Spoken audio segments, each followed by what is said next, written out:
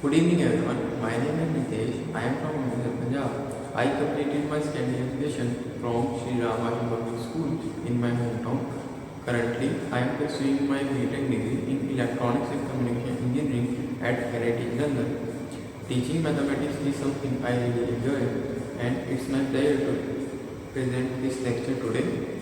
I am comfortable in both Hindi and English, but since most JEE students understand Hindi well, I am presenting this lecture in a mix of both Hindi and English. So आज के lecture में हम पढ़ेंगे Lagrange's mean value theorem, LMDT और Rolle's theorem के बारे में, जो कि बहुत इंपॉर्टेंट कॉन्सेप्ट्स हैं जेई के. After that we will do some questions. तो स्टार्ट करते हैं LMDT से. Lagrange's mean value theorem LMDT states that let f of x be a real function and a comma b belongs to real number if condition number 1 f of x is continuous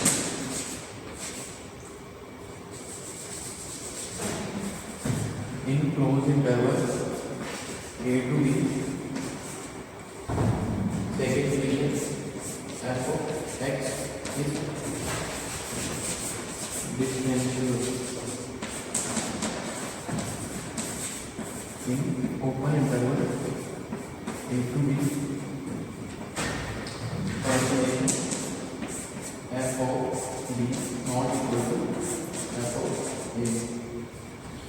Then there exists at least one C belonging to open interval a to b such that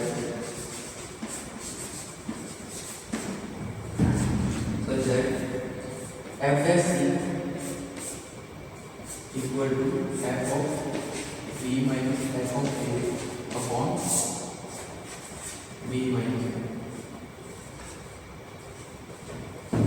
इसका graphical तरीके से समझते हैं. ये कहने जा रहा है कि एक इंटरवल है a to b और उसमें एक कंटिन्यूस फंक्शन है. तो लेट्स p q एंड ये वैल्यू है और ये पॉइंट की value b comma f of b, ये point a comma f of b है. ठीक है.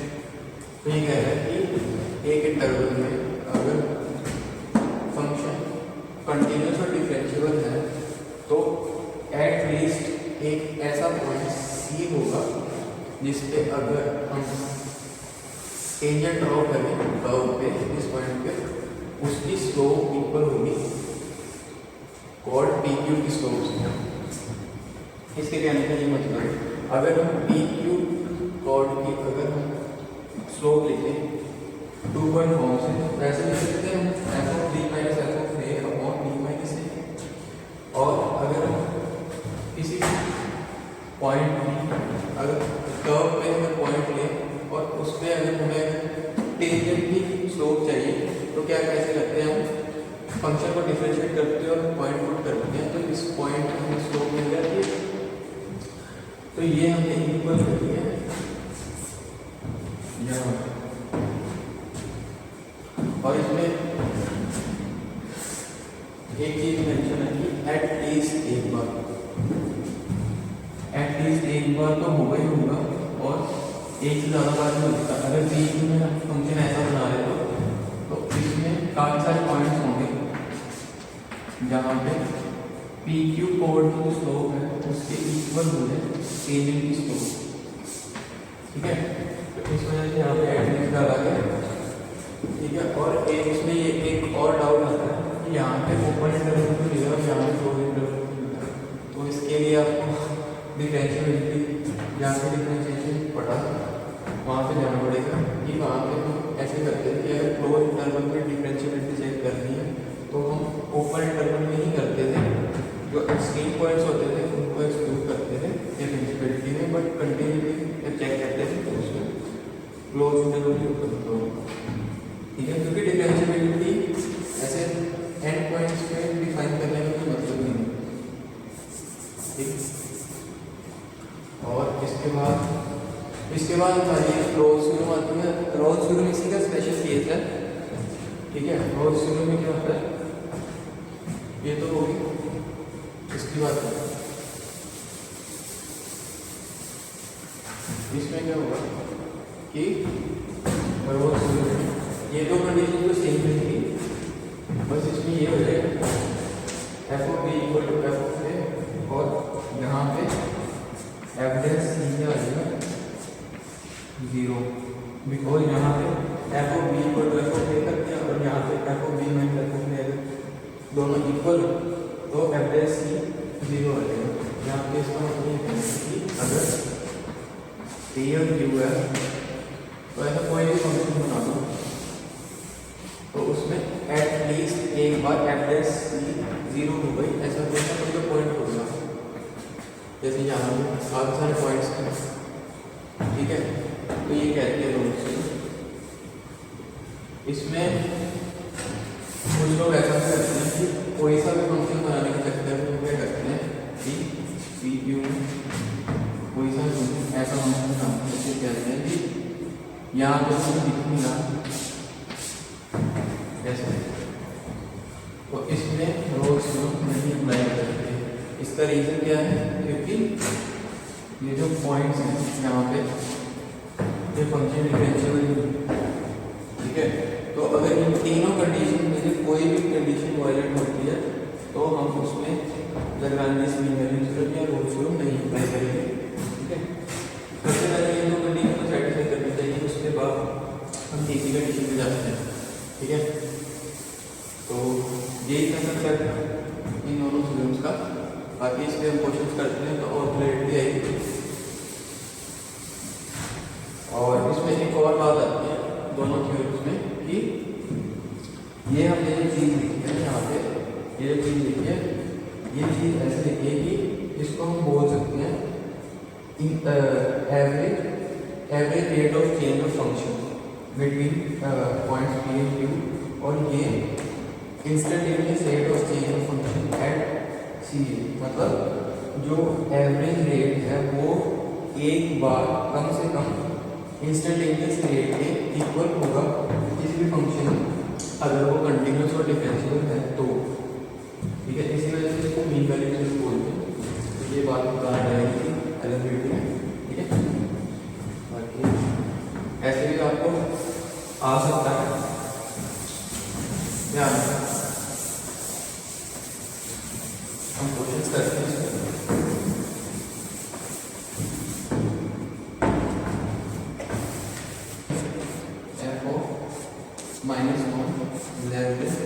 इक्वल टू सी, तो हमें बताना है इसकी की वैल्यू क्या है,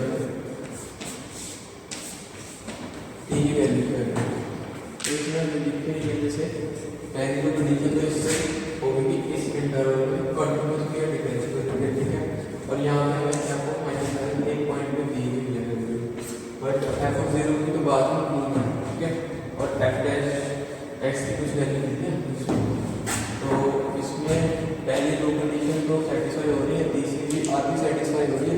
अब क्या किया एफ ऑफ -1 की वैल्यू में निकाल रही है, तो इसमें से कर सकते हैं कि अगर तो फंक्शन -7 to 0 में कंटिन्यूस और डिफरेंशिएबल है तो ऑब्वियसली बात है फंक्शन एफ इज कंटिन्यूस और डिफरेंशिएबल इन -7 to 1 ऐसा बोल सकते हैं।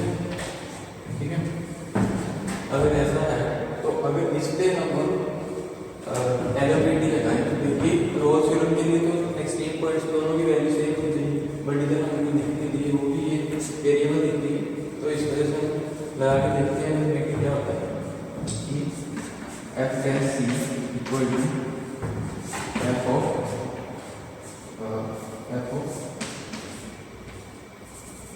Minus 7 minus 1 minus F of minus 7 upon minus 1 minus of minus 1।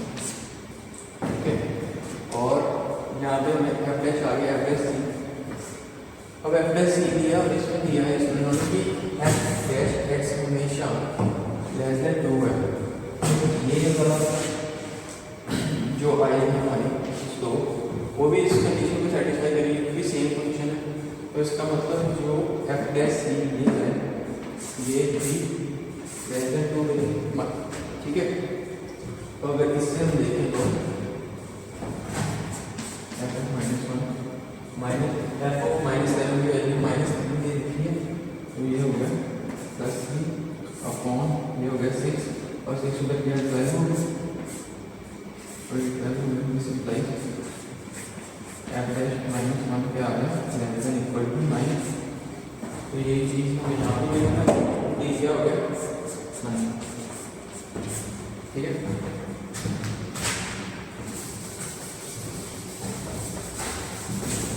क्या होना चाहिए एक्सट्रीम पॉइंट की वैल्यू सेम होनी चाहिए।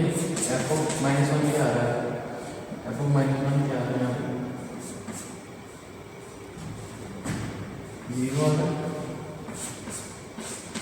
और एफ ऑफ 1 क्या आ रहा है 0 आ रहा है। ठीक है, तो ये ठीक है, और पॉलिनोमियल फंक्शन तो कंटिन्यूस होते हैं। ठीक है, पर डिफरेंशिएबिलिटी चेक करनी पड़ेगी इसकी।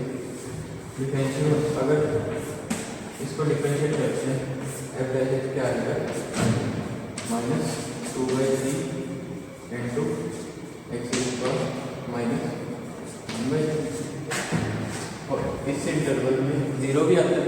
ठीक है, और 0 आता है तो इसमें हम 0 रख नहीं सकते। अगर रखेंगे तो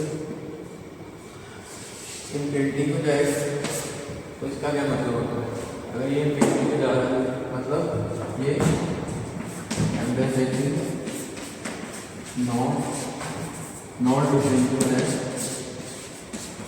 एक्स इक्वल टू 0।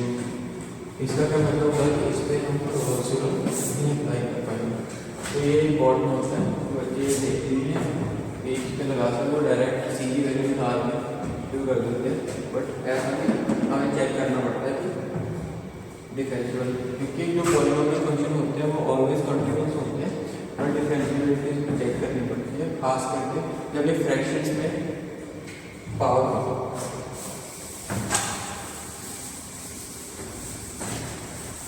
ठीक है,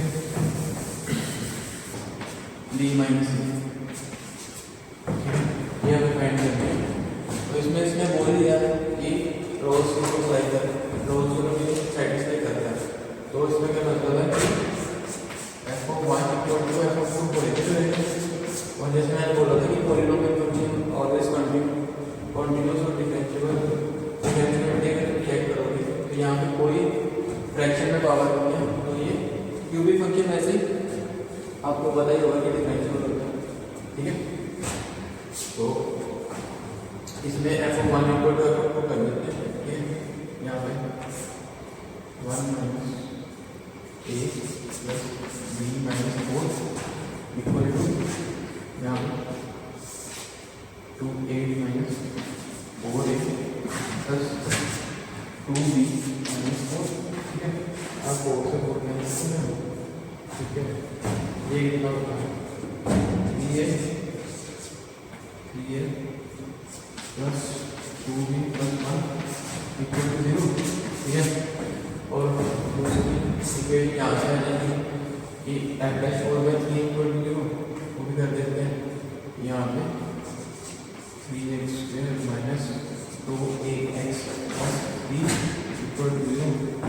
तो यहाँ पे 416 16/3 16/3 minus a/3 plus b equal to 0।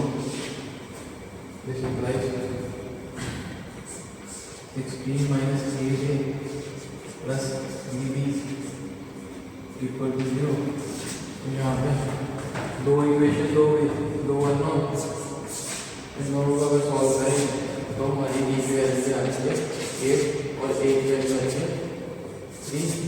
तो b माइनस a क्या हो गया ठीक है। तो एनी डाउट?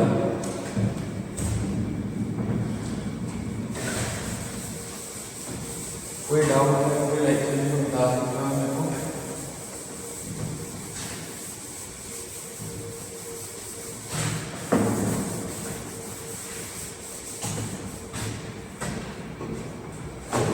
देखो बातें काफ़ी है इसमें, अभी तो देखनी है इसकी एप्लीकेशन, देखनी है कैसे Rolle's Lagrange mean value theorem की एप्लीकेशन क्या क्या होती है, जिससे ये एडवांस में क्वेश्चन बनते हैं।